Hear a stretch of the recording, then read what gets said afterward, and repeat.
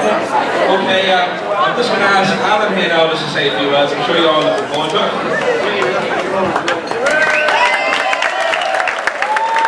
Hello there. No Irish there. No Irish in speech. No pressure for me. All I doesn't matter. Can you hear me? Yeah. I'll hold here at the chin. Ladies and gentlemen, Doireann, Lorcan, also included, Paddy Rush, County Commissioner. I'm so delighted to be standing here in front of you, a married man, with this beautiful wife, and everyone here to celebrate the beginning of our life together. When it came to writing a speech, it was very similar to me proposing. I left at the last minute until Doireann started whinging.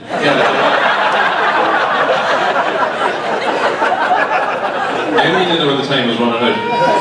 So I waited until after the stag, so I could fill in the speech with innuendos of me being with loads of different women and Belfast. But as everybody that was there would tell you, I didn't even look at a woman. In fact, I decided to leave all the women of Northern Ireland to my two brothers. They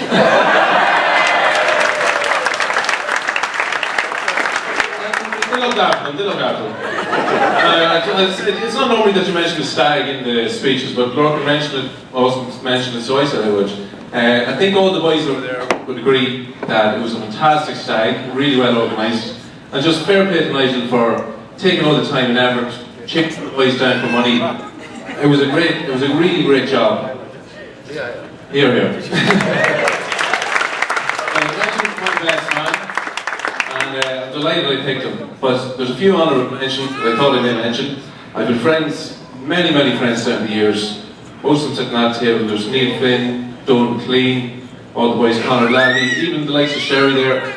Aidan McGuinness, how can I forget him? Where's he gone? He's away to the toilet! All the boys could have easily been up here, but for the four boys that I picked, I'm delighted to have them. I've known Nigel for about 10 years now, or 12 years even, and we've gone on holidays together, trips together, football matches, and I was his best man. And if I remember correctly, when I was his best man, I didn't say anything bad about him, so I expect the same in return today. And I told him that if he does a good job today, he can be the best man at my next wedding.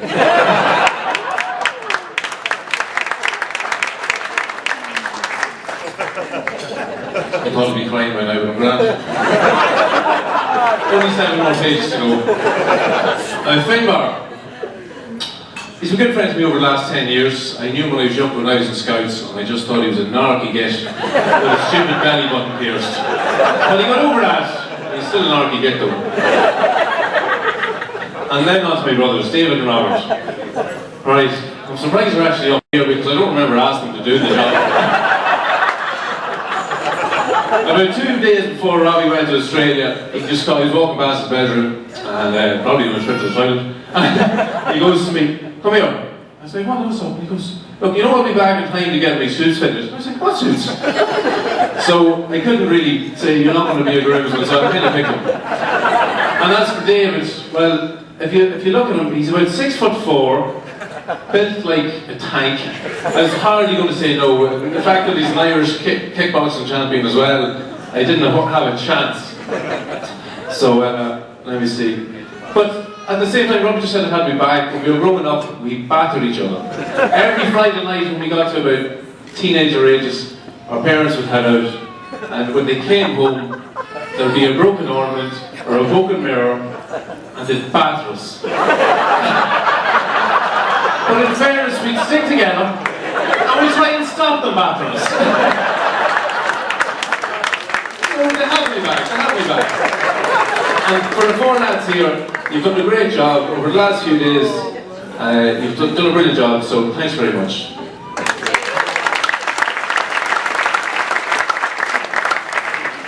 It's a piece of cake. That's only 1 page in. Right, now enough of the lads, and on to the bridesmaids. So they look fantastic. Fair play. As Neil Flynn said, they look delish. Now, these girls here, whatever they say, these run my life. If I slag them, they get back to Doireann and I get the cold shoulder. But if I'm nice to them, I can treat her really well. I've known most of them now for about, probably the 3 girls here for about 5 years. And I have to say, I consider them some of my best friends. We're very close, I see them all the time. And I treat them, they're kind of like my sister. And as for Caroline, this is Nigel's wife. If anyone had told me 10 years ago that Caroline Tynan would be sitting at the top table, well, you're Tynan now, sitting at the top table at my wedding, let alone be at my wedding, I wouldn't believe it. But I'm glad she is, because she's a great friend of mine, and we save money instead of paying a singer at the church.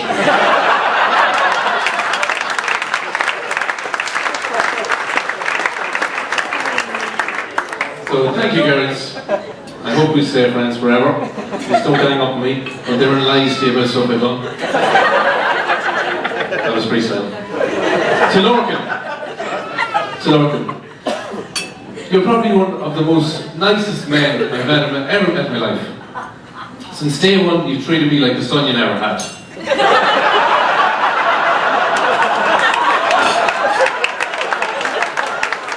You've shown me so much and given me good advice to me that I know I will do well as a husband, and hopefully as a father. For those of you who don't know him, he's very old school. He's a self-taught DIY expert. He's a love for work and would easily volunteer himself to help anybody do a job. He'd never say no. And he's in the process of training me as his apprentice. I'm going to be a fantastic gardener, painter, plasterer, tiler, and all-round handyman. And in return, I help him with the new school stuff. Like if he wants to book flights, I'll do that, or if he's to print off manuals, I'll do it on the computer. But there's still some of the stuff he's not getting, right? On the way back from an Ireland match in Croke Park, or the Aviva, we were listening to a radio talk show, and there was somebody giving out that a minister was in a tribunal hearing, tweeting information about what was going on. And Lorcan turns to me and goes, "That is a bloody disgrace." What's tweeting?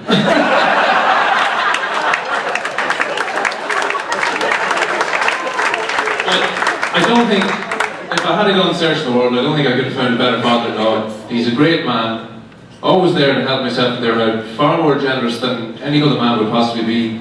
If I'm half the man he is, I'm laughing.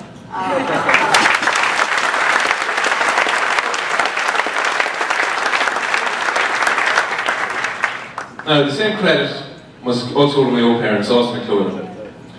Without the two of these parents, I wouldn't be the man you see standing before you today. I have so much to be thankful for.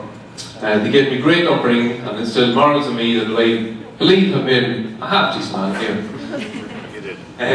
I've learned so much business stuff from my father. He's started his own company 8 years ago and I work for him now. It's a good business, we're still going. You never turned up yet. Never turned up yet. Fair enough. You're down for my wages.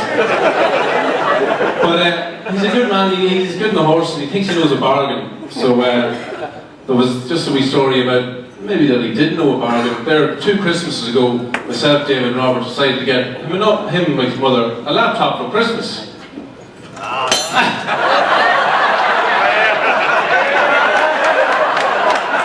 So Christmas morning came and we headed upstairs and took the laptop down and he goes, "What the fuck is that?"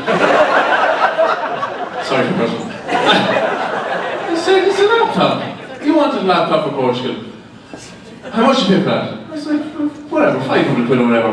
"You idiot, what should you do that for?" I was like, "Why?" He goes, "Sure, I got one down the key." The key. I'm aware about the key. Oh, there was an actor selling them. Alright, right. How much was it? 100 quid. Top of the range. Top of the range. It's like, right. Where is it? Sure, it's in my boot. So I give him the keys to go see this. And I didn't mind because I was going, either way I'm getting a laptop myself. So I went out and he goes, "In the bag and everything." So I went out, opened his boot. Lo and behold, there's the laptop in the bag. This was great, walking in with the bad laptop. I said, "I bet you, it's not in the box, I bet you there's no wires." So I got it in, no wires, newspaper. In the side pocket, no wires. So I was like, "Right, well look, it's still there." Opened it up, 2 Allans catalogs.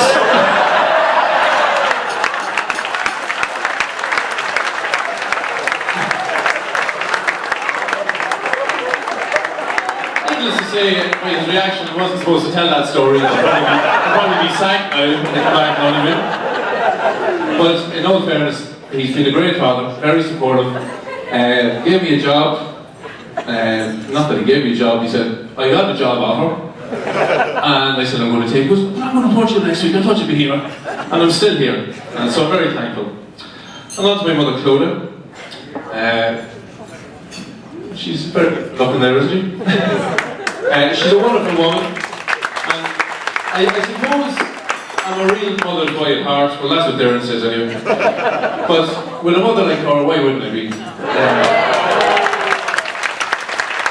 She's done everything in her life to make sure I wasn't for nothing. She's been with me through the best times and the worst times. And there was no one happier to hear me and Doireann were getting engaged and married. She's really happy because it meant she got to get the back garden done up, the toilet downstairs done up, new utility room, extension. She was laughing. So she's happy enough, it all got done there in the last while. And then, lucky enough, Austin was winning at the entry because the wallet took a hit. But just thanks for everything. So fair play to you both on the job you've done even. I believe you've raised one of the finest men ever to grace this country.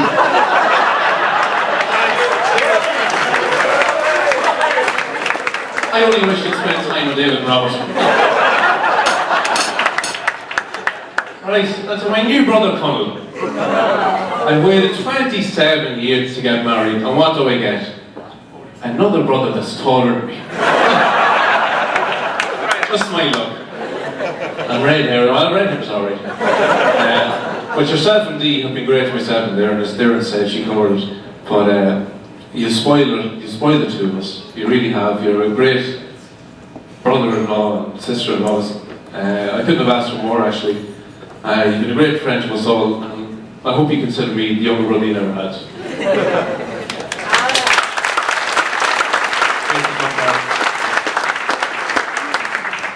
And I can't talk about family without mentioning Breda and Eva. Although the past before I was married, I always felt I was part of their family. I treated Eva like a sister I never had. Always taking her side in arguments over there, and always to my detriment, because we'd have small arguments then. But she was one of the most cheerful and beautiful women I've ever known, and through extreme sadness she's not here today. Excuse that.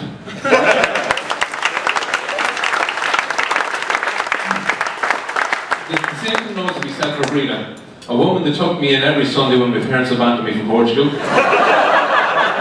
A woman that made me laugh on numerous occasions, and a woman that was always volunteering to help me whenever I needed anything. I wish she was here now, but I know she's helping me get through this, because normally if anybody knows me, I'd be bawling my eyes out crying. So, she's my father's son.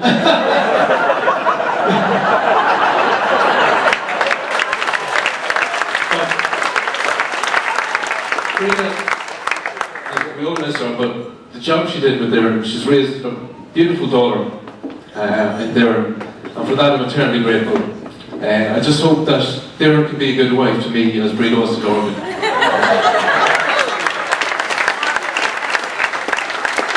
I'm also very lucky to have close friends and neighbours here today, ones that I've known all my life.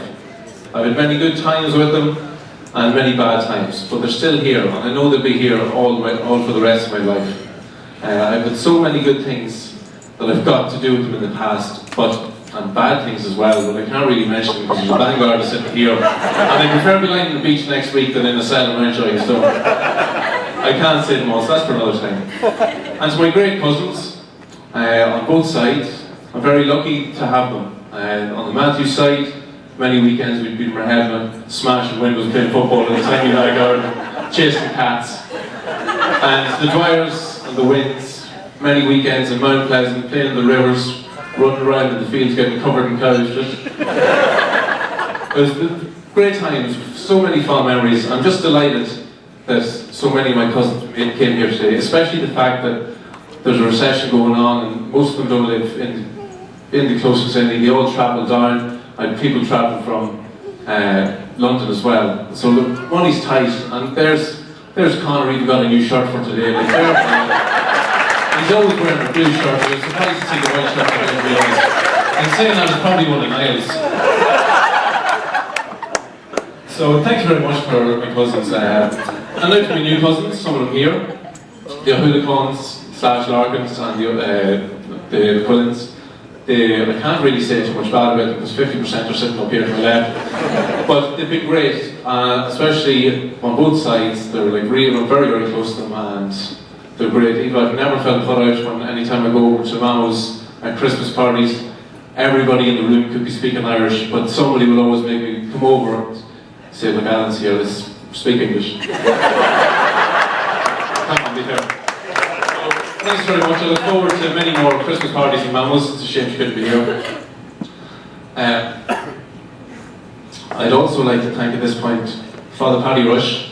He's been a great friend of mine in Doireann for a while. I've known him through Scouts, and Doireann has known him through working in the Redeemer. And he's been a great friend of us. We've done a lot with him over the last year, and he's took a lot of responsibility learning Irish for the Mass. Like, fair play to him, he learned more than I did.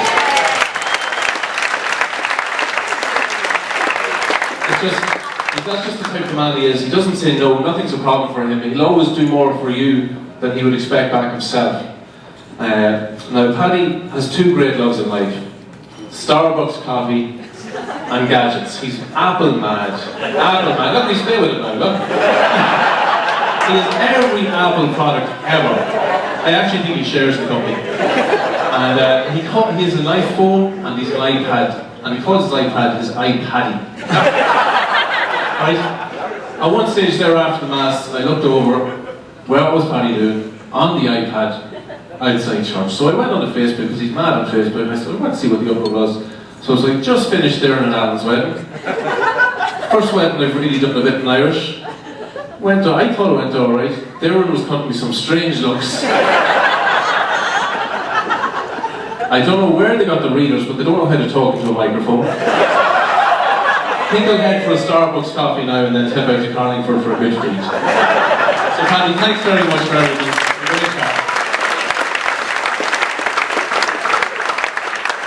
I'm sorry I'm reading this. I only finished at 4:30 this morning. Bloody my uncle texted me at 7:30. So I was awake on this, so this is my first time basically reading it. But now to the guest of honour. Look. This is a surprise. The guest of honour, Doireann. Now, I wrote down here some stuff that I said, oh, well, I presume she looked nice coming down the Alders with us. Once she did, but in fairness, I have to say, I said to her in the car on the way out, I think she's a beautiful woman anyway, but when I turned around today, just my jaw dropped. She looked fantastic. Words, I don't have enough words in my vocabulary, but 100 words in my vocabulary. But if I got 101, I'd be laughing, because she looks stunning. Fair play. So, it's used to Doireann.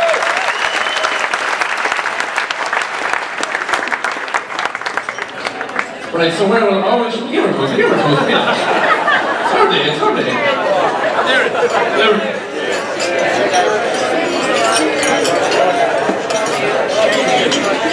Right.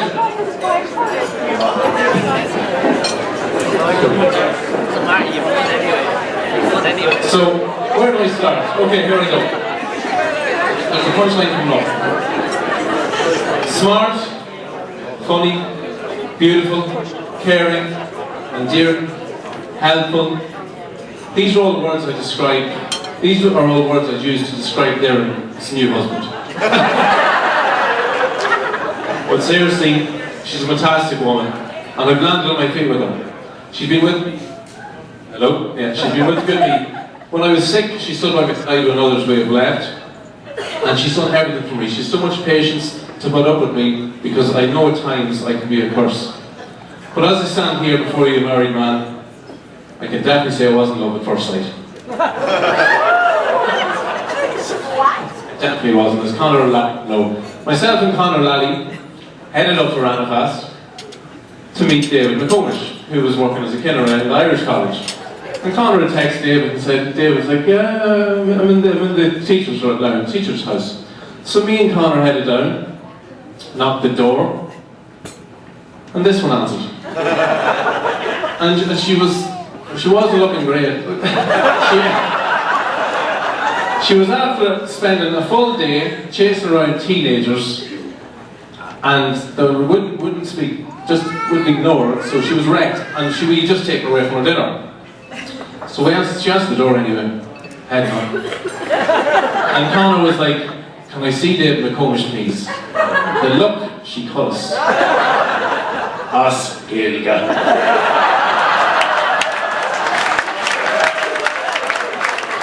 So me and Connor, we eventually got together and I don't know what we did, but I remember turning around and going, "What a bitch."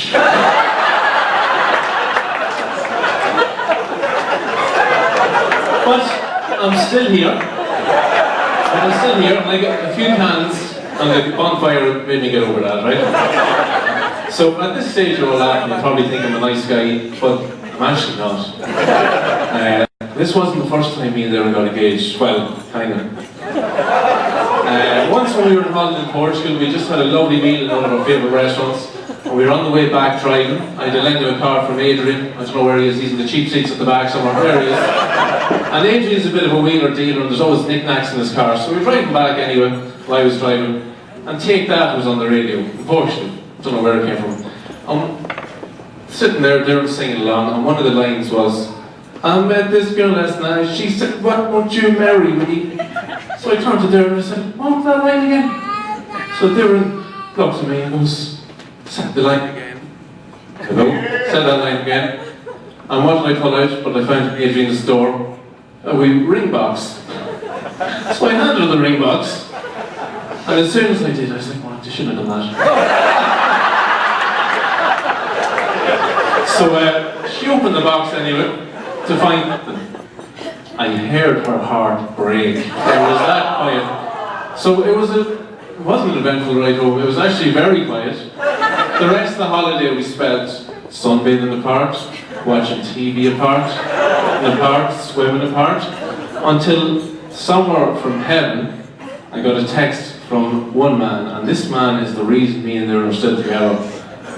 Mathews, big chef, was invited over to Portugal to cook for a restaurant. So he sent me a text saying, "Will you come on over?" So, how we managed to get her to come over, but we headed in the car, scene of the crime, and over, we got over to Jared, and Jared noticed straight away that there was tension. And like the good, caring husband that he is, he asked what was wrong, and then he busted out laughing. But that was what we needed, because that broke the ice. And if it wasn't for Jared, and from somebody who he's very witty, he's great crack, he got us talking again, and he's the reason that I'm still here, and we ended up having a great holiday. Thanks, Jared. I'm coming again. Sorry. Okay, as most people know, I have a few loves in life, but one I've had in my life for far longer than I have Doireann. Any clues? Any ideas? Club Orange! I actually don't know why there's none up here. John, you're sacked. But recently it's occurred to me that Doireann and Club Orange actually have a few things in common. For one, you never see me in a pub or a nightclub without one of them. They both look good in my hand. They're expensive. When I'm wrecked, I need to pick me up. They're always there. Both my friends and my family love them. And finally, when I'm away from home, there's the things I'm supposed to. So in closing, I know I'm reading it here, but Doireann, you mean the world to me. You're everything to me. You're my wife, my best friend. I love you with all my heart. You're generous, caring, beautiful, and everything I could have looked for in a wife. You're the first thing I think of in the morning and the last thing at night. This evening, I'm new.